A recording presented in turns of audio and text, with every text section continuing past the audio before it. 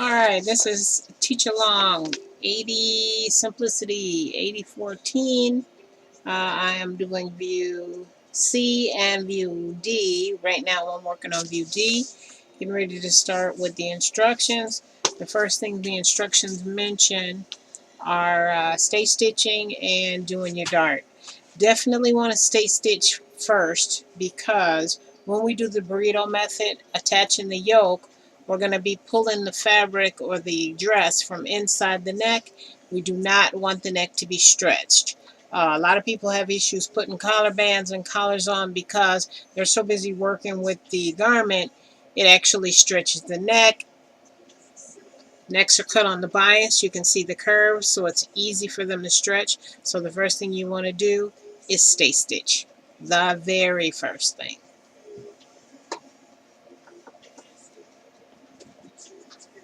I stay stitch with a normal stitch, and I stay stitch on the 1/2 inch line, or the 4/8 line, whatever you call it.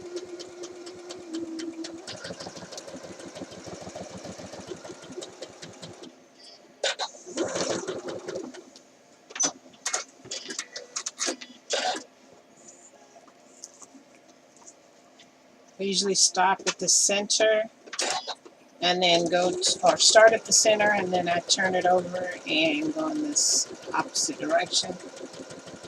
So my stay stitches end in the center back.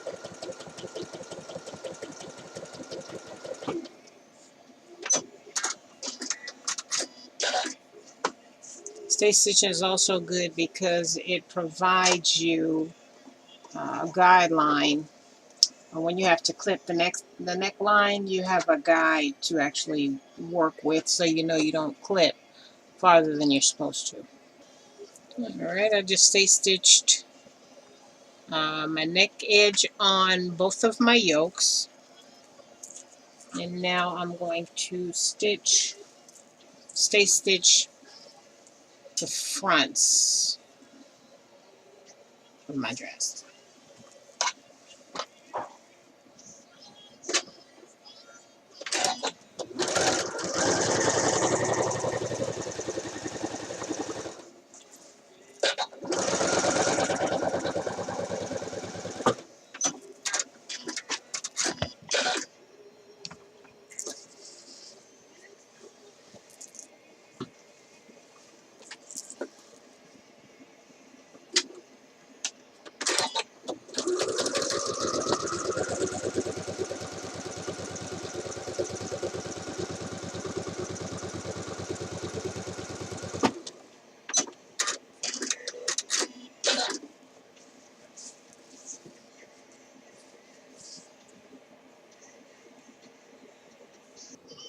Okay, the next area to sew are your darts.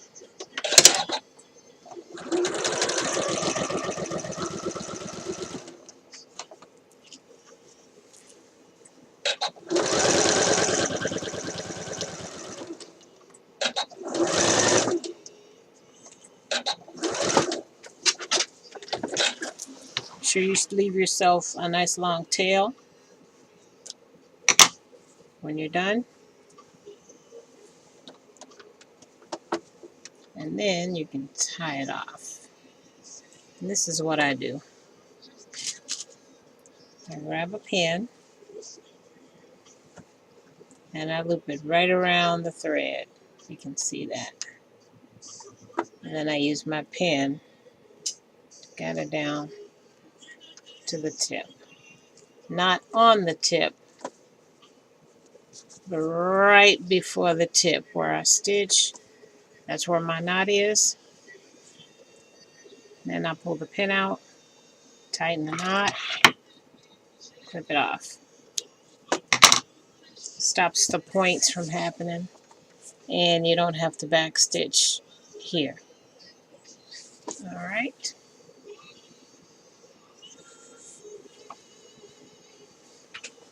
Alright, now I'm going to go press my darts and go back to the table.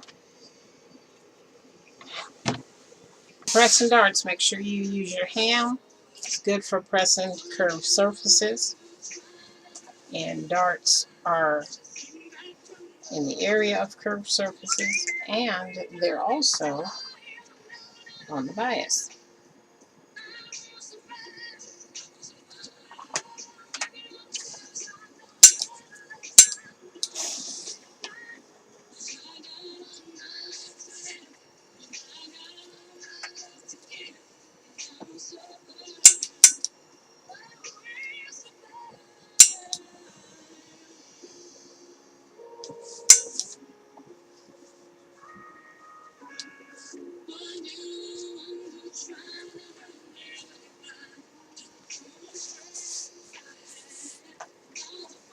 Time to put the yoke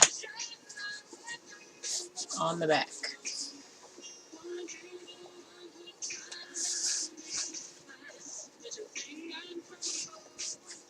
When I add the yoke, what I'm going to do is add a pleat in the back instead of the gathers. So I'm going to demonstrate how to do the pleat.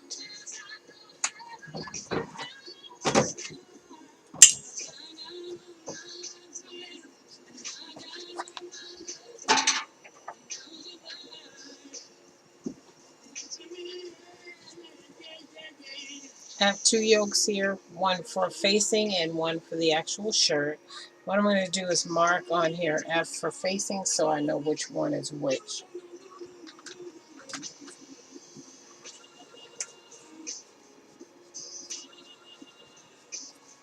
So I don't get confused when I go grabbing them. Alright, first thing,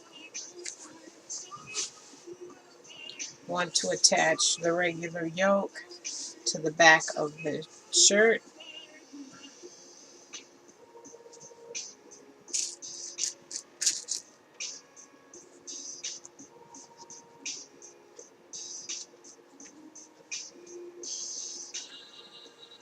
Matching the notches,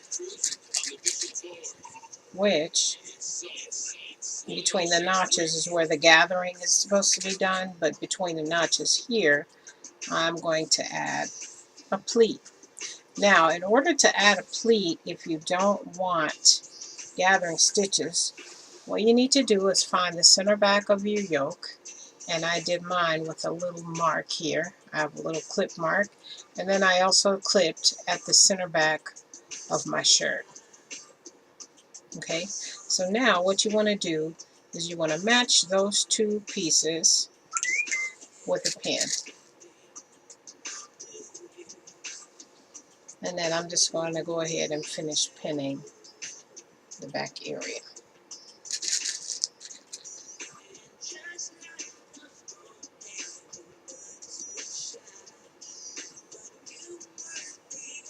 And matching the edges, matching my notches.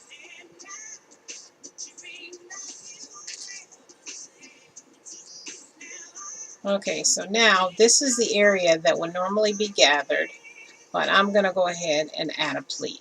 So what I'm going to do is take this extra fabric and fold it in to the pin. Move this back. See, maybe you can get a better look. Yeah, this is the area that's going to be pleated. Everything else is just pinned together. This is on one side of the notch. This is on the other side of the notch. Now I'm going to fold in the pleat. So all you do is take the fabric and fold it in to the pin. So that is like you're folding it toward the center. And the little S fold that you do, or that you have whenever you have pleats. And then you just put a pin in it.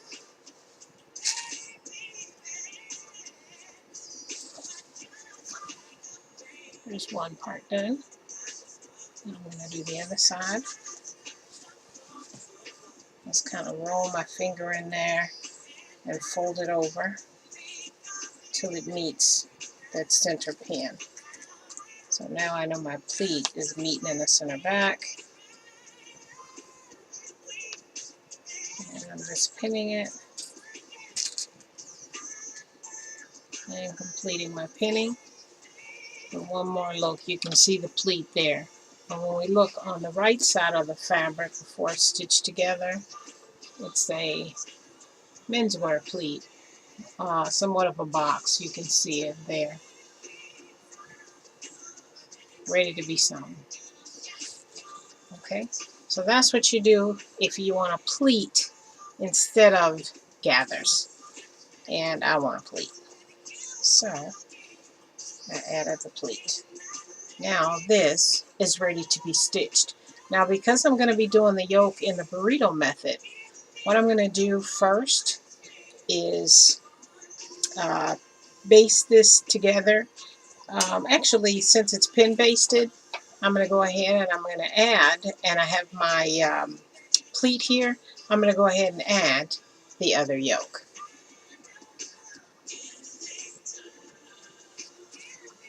A little close up there.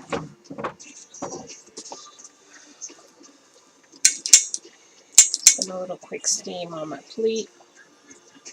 Now I'm ready to pin my other yoke to the other side. So in essence, what I'm doing is I'm sandwiching the back with the yokes. So here I have right sides together, and I'm going to take the other yoke and we do right side to wrong side here on the yoke. So when it's flipped up, you'll actually be able to see the right side of the yoke.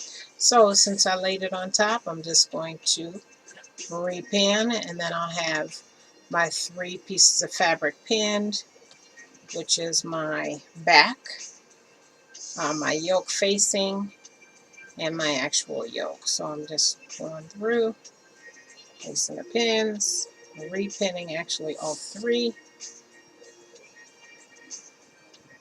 and I'm squeezing here my 3 pins in the center.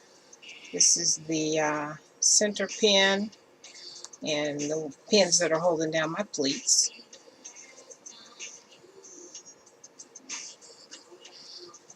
Got my matching notches. Yeah, so I'm just unpinning and repinning that second yoke.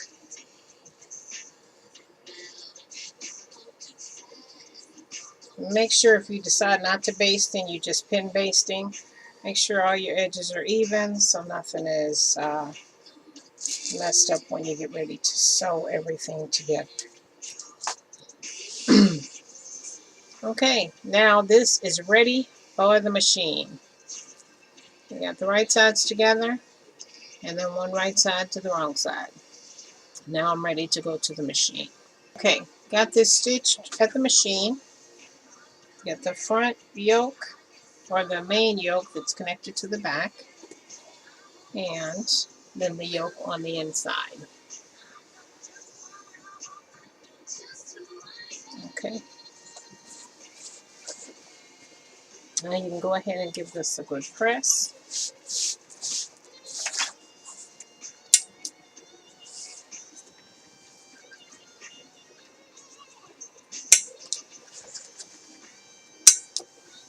And the seam is pressed towards the yokes, so it's pressed up.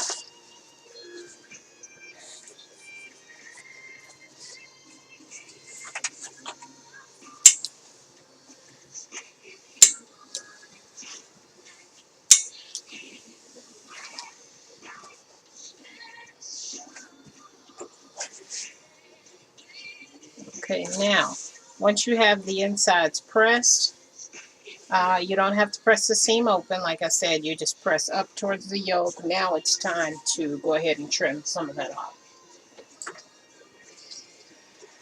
I'm going to trim off about half of it. Usually half is good. And that also, if you just trim off half of your seam allowance, it leaves some thickness there when you edge stitch or top stitch.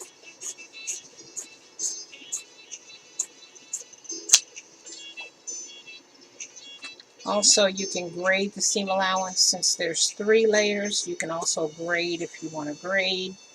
I'm not going to grade, but grading the seam allowances are when you have one that's actually longer than the other. And that eliminates the bulk. As a matter of fact, I think I'm going to go ahead and braid the yoke seam. I'm going to clip it just a little shorter than the rest of them. So I'm going in and I'm braiding the facing, the yoke facing, and I'm just cutting off half.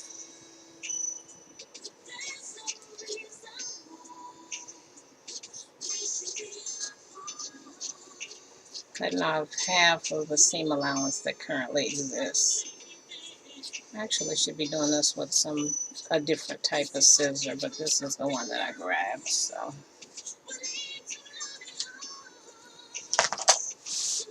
okay, so if I can get a close up of the braided seam. Braided seams are kind of like stair steps, and like I said, what happens is it eliminates some bulk.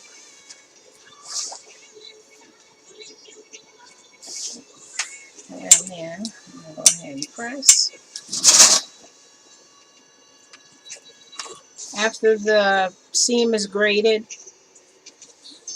and you have both your yokes on, this part you can set aside. What we're going to do now is not attach the front yet. We're going to go ahead and do the front plackets.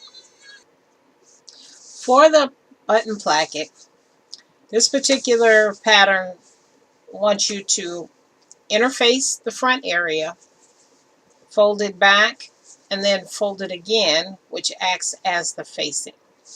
The top part of the pattern has a little point, and that's going to be your fold. So what I recommend for you is to take the pattern and measure from the edge of the pattern to the first interface / fold line. In this particular case, it was like 1.25 inches. My interfacing is 1 inch wide. So you can take regular interfacing and cut yourself 1 inch wide or 1.25 inch strip, and this put it right against the raw edge and press it all the way down. Don't use steam because steam causes it to bubble. If you like the wetness, what you can do is get yourself a spray bottle and spray it with some water, and then set your iron on it, move it, and move it until the water is dry. Then you don't have to worry about bubbles on the outside. You can also do that whenever you interface something else. So interface this first 1.25 inches, and then after you get that first piece interfaced, then you're going to go ahead and you're going to fold it and then fold it again. But to make sure that you're folding 1.25 inches, make sure you get out your seam gauge. And then that way you don't have to worry about folding it the wrong way. And then what you can do is as you fold, then you can press. You can also finger crease. If you're working with cotton, it's really easy to finger crease.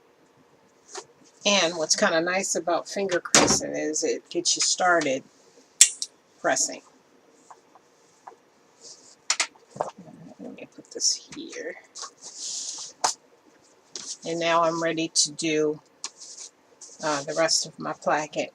The whole placket does not need to be interfaced because in this particular pattern, the fabric itself is going to act as a facing. So you don't have to worry about the extra stiffness. I'm using a knit interfacing, a knit roll interfacing right now because I don't like a lot of stiffness in my button area. This is a cotton shirt. It doesn't really need to be super stiff. Just needs to be, sturdy enough to handle your buttons and your buttonholes. Alright, my first fold is done, and I'm pretty much right at the point for the pattern. I can see where I cut it. And also, don't finish this edge with a serge because it won't do anything but add a lot of bulk, and you don't need that. So just go ahead and, this piece is larger. There's a quarter, inch and a quarter right there. I'm going to redo that.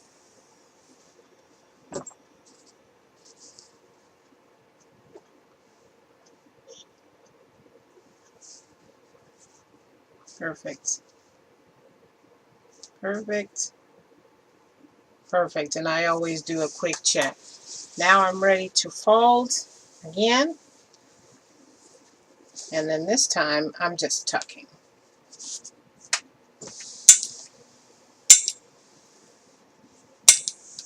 And after this placket is done, we'll go ahead and add my clapper, because this is going to be the final turn, and this is actually what's going to be the permanent placket. You can go ahead and put your clapper on it. I'm tucking it just like a regular hem, making sure that my fabric is all the way down at the other edge, which actually provides some crispness and some shape.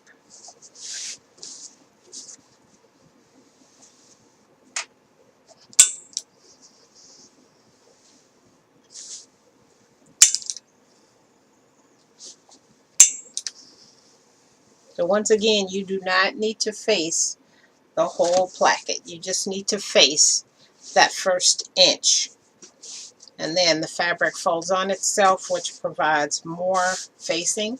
And then this is also the same. Whenever you have a placket that's folded over, you only need to face one small area.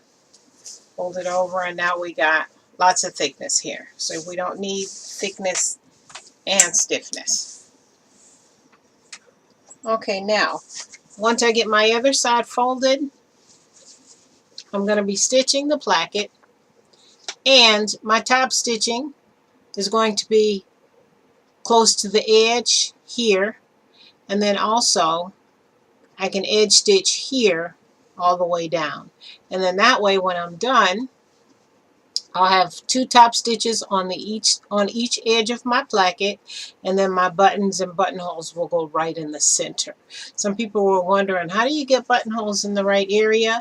I always have a guide whenever I sew. So in this case, when I get ready to stitch the placket, I'll be close to the edge here, close to the edge here, all the way down. Now what they do say though is when you get ready to stitch, stop at about 7 or 8 inches, because what's going to happen is this is going to be turned out so it can be stitched and then flipped, and it allows you to finish the hem. So when you stop, when you get ready to sew your placket, make sure you put a red pin in there, which means stop, so you'll know that you need to stop sewing at this area. So eventually when we get working, we can flip this back and then do that little flip thing, or whenever when we put the facing on the bottom of the skirt, so on the bottom of the dress. So you got to leave this part undone, and then you come back and finish that at the end. Okay, got my red pin in there so I know exactly where I need to stop sewing. Okay, so that's the first placket. Then I'm going to do the second placket, go over to the machine, and then I'll show you my stitching.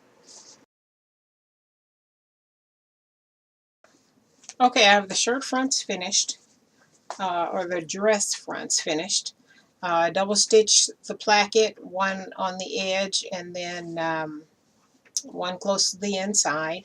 I also put the front pocket on. So I did as much as I could before I joined the front and the back, and that makes it easier for you to handle the fabric instead of one big piece flopping around all over the place. So here's what's next. It is time to do the burrito method, because I have not done the collar. I'm pretty straight with finishing the fronts as far as I can go.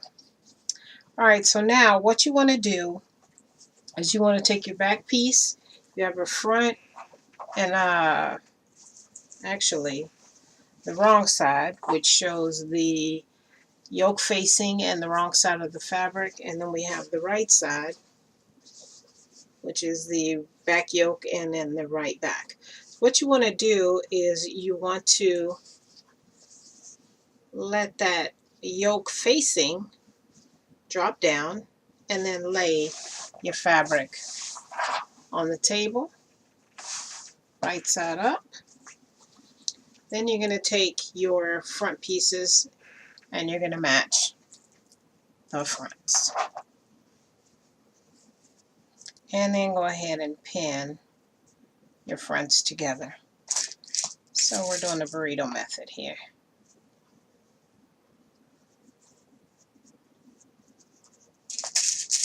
Match your notches, match your shoulder seam. Go ahead and pin.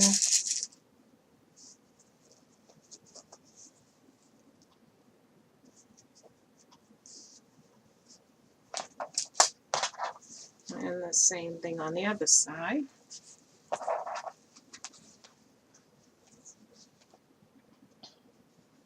Matching the notches on the shoulders. Depending on what type of fabric you use, you can go ahead and also this part stabilize the shoulder if you want, but I'm using cotton. I'm not going to stabilize the shoulder because this is a woven fabric. So if you're doing a knit dress, make sure you stabilize the shoulders so they don't stretch out of shape. And you can use a knit interfacing or a webbing twill, cotton twill, something like that to stabilize the shoulders. Okay, now I got my shoulders pinned together. And some people like to go to the machine and stitch, but since they're pin based, I'm going to go ahead and burrito right now and just do a stitch here and a stitch here. Okay, now what I'm going to do is lay this on the table because it's pinned now.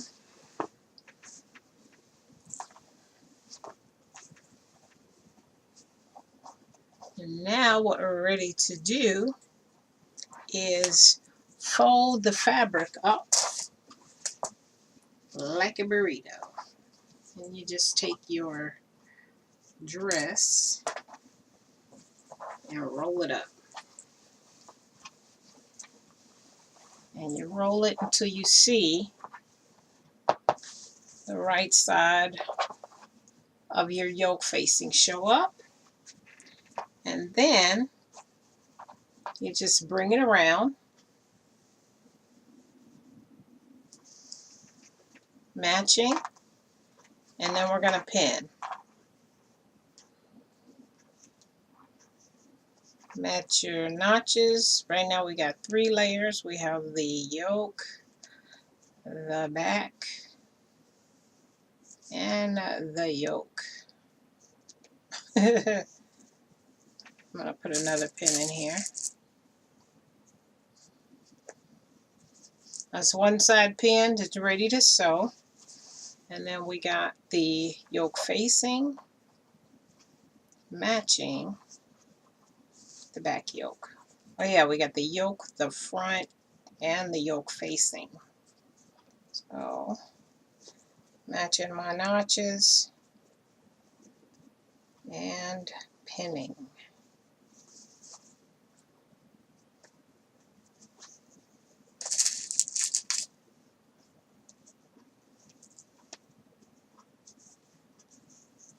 Okay, there's our little burrito.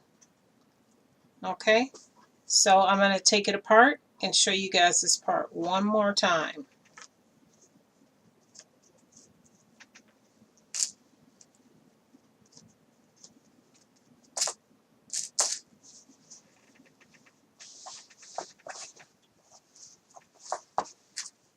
Okay, from the top, we take our facing, our yoke facing, and our back that are stitched together. We did this earlier before we addressed the fronts.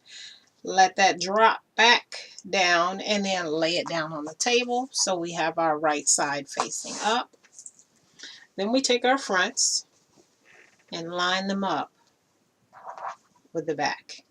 And what I like to do is I like to pin baste them. That's where that first round of pins came from. Match your notches, match your shoulder seams. And make sure your edges meet up. That's one side. Here's my other front.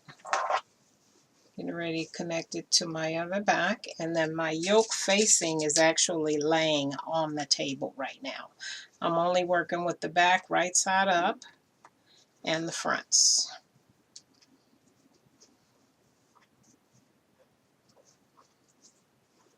And now I am pinning.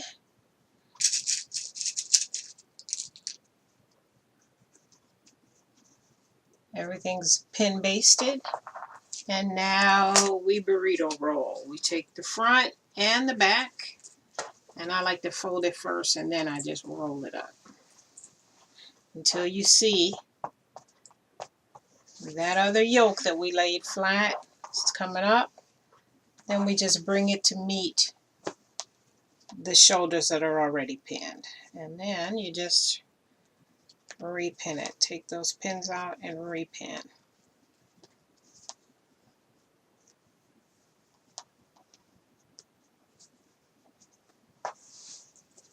And once on the other side. Once you realize how this goes, it's like super fast. And you can see how the second time I did it, it went a lot faster. Because I didn't have to do all that extra explaining. All that extra explaining. Alright, here's my burrito. Ready for the sewing machine. I'm going to stitch this side and stitch this side. Okay, this part of the video is a voiceover. I'm sewing the shoulder seams of the burrito one at a time. So the machine should be going about now. Zig, zig, zig, zig, zig, zig, zig, zig, zig, zig, zig. I lost the video part of this video, so I'm doing a voiceover. Removing the pins and back stitching.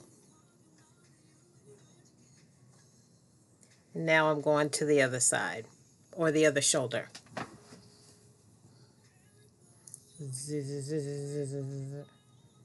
Remove a pin.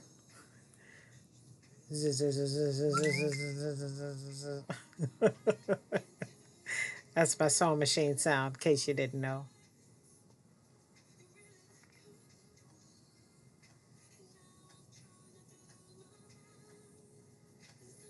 All right, looks like I'm getting to the end of the shoulder.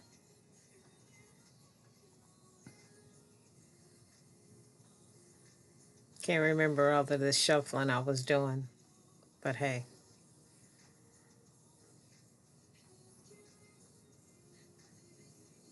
Okay, the burrito's done.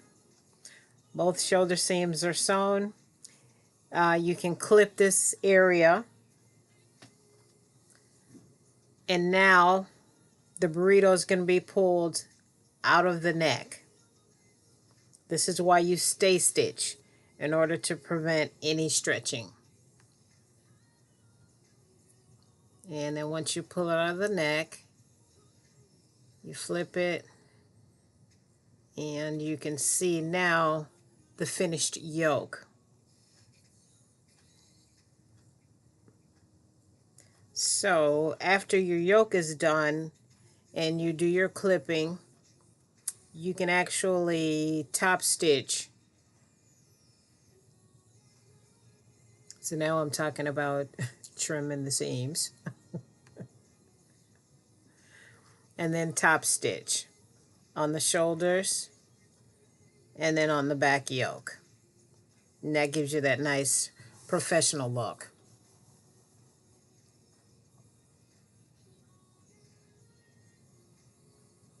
Now in the next video, I'm going to be hand stitching this area closed and also the other side and that keeps the yoke from moving around when I insert the sleeves.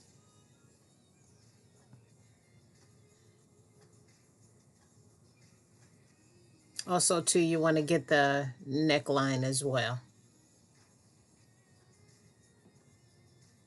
All right, here's the final look. On to the next video.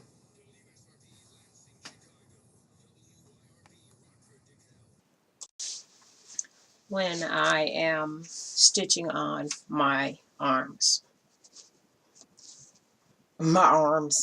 sleeves. You do not have to hand baste this. That's just something that I do. You are more than welcome to machine base, but to me, this running stitch is a little bit quicker than the sewing machine and walking over. It's such a better result when you hand stitch. So think about practicing if you don't already do it. All right, look at this back neck area. And when I do my basting, I don't have to be on the 5/8 line. I'm just making sure that the two pieces are together.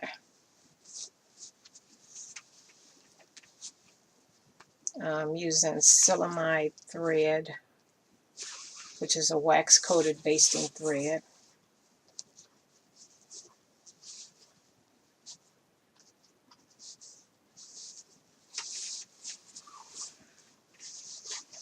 And almost done here at the neck.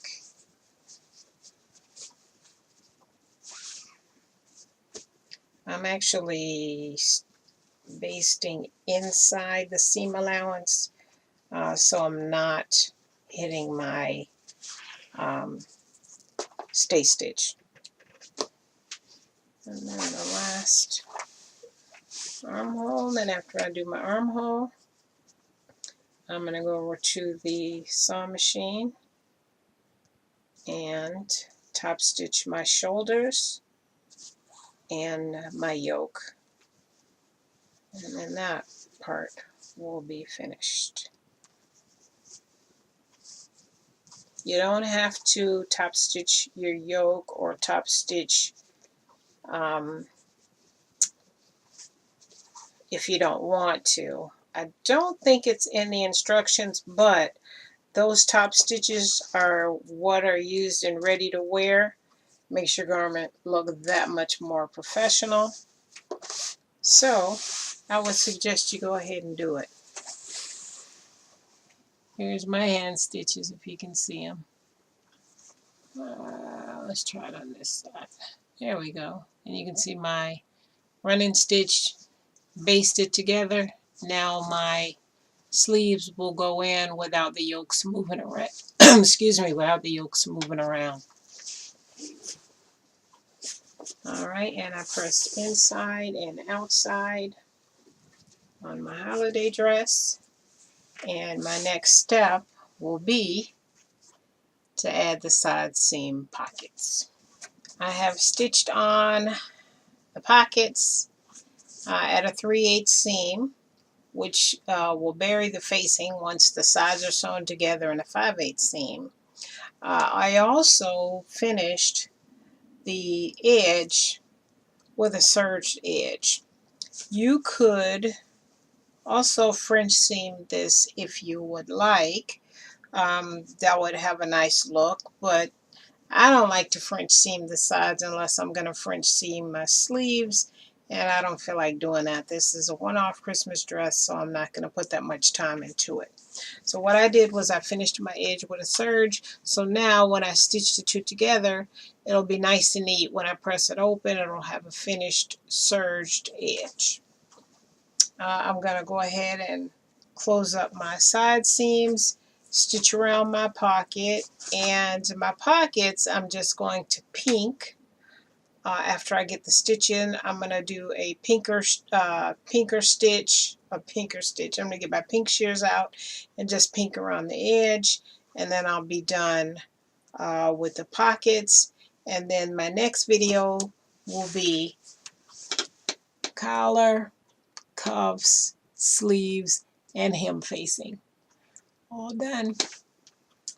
Until next time, this is video 1. Thanks for joining. Bye.